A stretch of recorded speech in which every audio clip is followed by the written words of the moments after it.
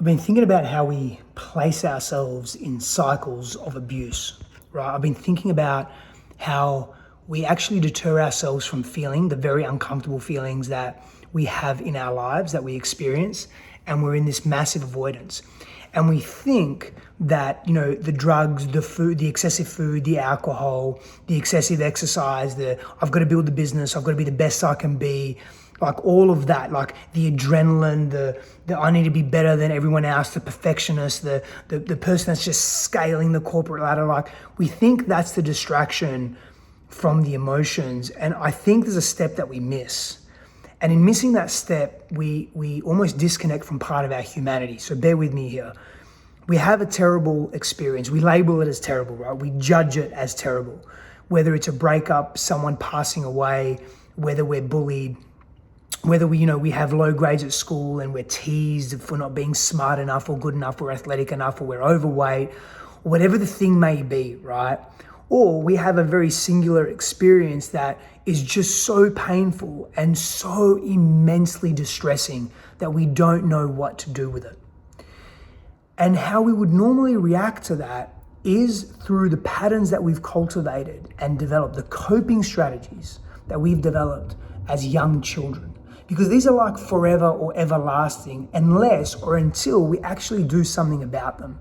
So unless we actually make a change to be different with our pain, like with the fears that we experience in life, right? Otherwise, we don't have any other way to be with the stuff that we're feeling. So we then have this mental chatter, this monkey mind that confuses us even deeper. And our thoughts will begin to spiral and spiral and spiral and spiral.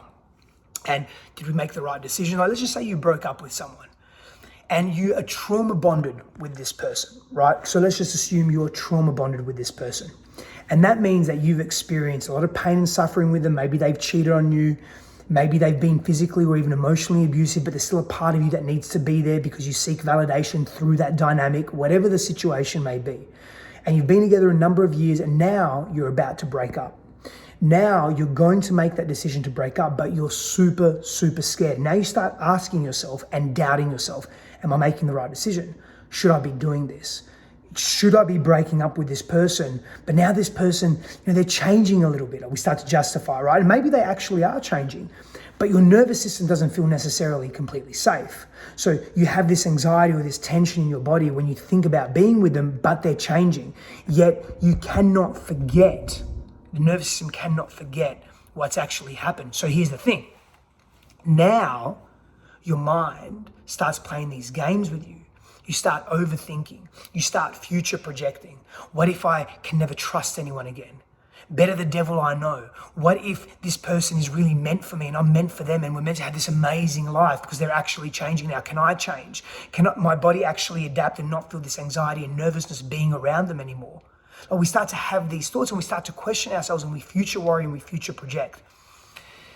And my thing is that the coping strategies that we develop, whether it's the distractions, right? Like I'm going to eat a lot, I'm going to watch Netflix, I'm just going to run for 10 hours a day, I'm going to put everything I can into the business, I'm going to shoot up heroin, I'm going to drink alcohol every week, and I'm going to forget my worries. Like whatever it is, I'm going to watch pornography, I'm going to have excessive sex. Whatever the excess is, that coping strategy isn't actually initially from the avoidance of feeling the pain and the big feelings. It's actually an escape from the monkey mind, at least in part. It's an escape from the monkey mind.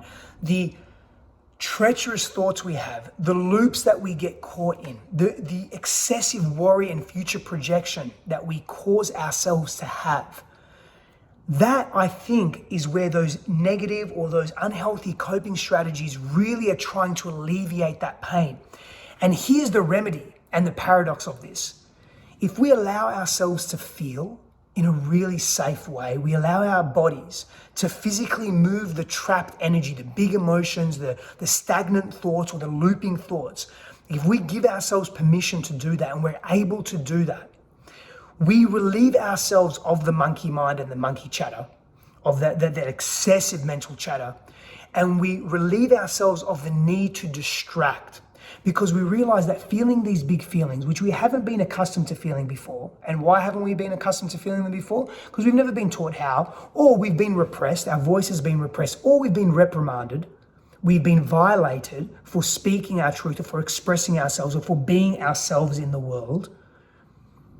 So we've never had a real opportunity to do that. But when we find a safe space and environment to express our voice and our expression in the world through the body, however it needs to be expressed, whether that's hitting pillows, screaming, sounding, moving, jumping, pounding, trembling, shaking, tremoring, whatever it may be, vocalizing, dancing, but with intention and in a safe way to release the trauma that's trapped, we relieve ourselves of the need to distract and fall into patterns that are self-destructive, where the inner critic comes out. You're not good enough, do more, distract more. Where that victim comes out, no one's ever gonna want you, you're worthless, shoot up heroin. A distraction from those thoughts, and yes, from the feelings that are really deep and painful. But I think a big part of that, we're missing that, is from that monkey chatter. So I've found something very useful for me. When I'm having excessive thoughts, I want to have a physical interrupt, a physiological interrupt, to change the shape of my nervous system and my physiology. So I may jump up and down for a few minutes, I may do 50 burpees, 20 burpees, whatever it may be, chug a glass of water, go for a short run or a walk, just something to just stimulate. And then I want to get this, whatever's in here, I want to get it out. I want to write it out on paper. And I want to express those thoughts freely without judgment, because so many of us have been judged in our lives. It's another wound that we all carry, collectively and individually. Hence why we wear so many masks in our world. Personality masks are just everywhere, because we're scared to be seen for who we truly are, because we've had trauma around that. We've been teased, we've been violated, we've been judged, we've been accused, we've been disrespected, we've been critiqued. So write that stuff out, then tear that paper up. Tear that shit up. And if you need to, share it with a friend. Call a friend. What's that TV show? Who Wants to Be a Millionaire? Call a friend. Call a friend. Someone that you can trust, that you respect, that you revere. Share your burden with them. And begin to move this shit and feel the unfelt. Move the unconscious, make it conscious. Let the unknown become known. And relieve ourselves of these maladaptive, unhealthy coping strategies that are destroying our inner sanctum, our psychology, our physiology, our digestive systems, our immune systems, our emotional health, and they are destroying our relationships and in turn destroying our fucking planet. We're better than that. Because when we are in self-hatred and self-loathing, we are not connected to our truth. And we are connected to self-harm. And that self-harm extends itself to Pachamama, to our earth. Because we are so connected to earth, we are one with earth.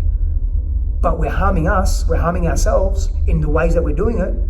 The alcohol, the abuse, the distancing from people, not caring about people, keeping ourselves safe, hiding, masks, armor, the drugs, the excessive sex, whatever it may be. And then by default, we're hurting Earth. We're not a steward of Earth in that sense.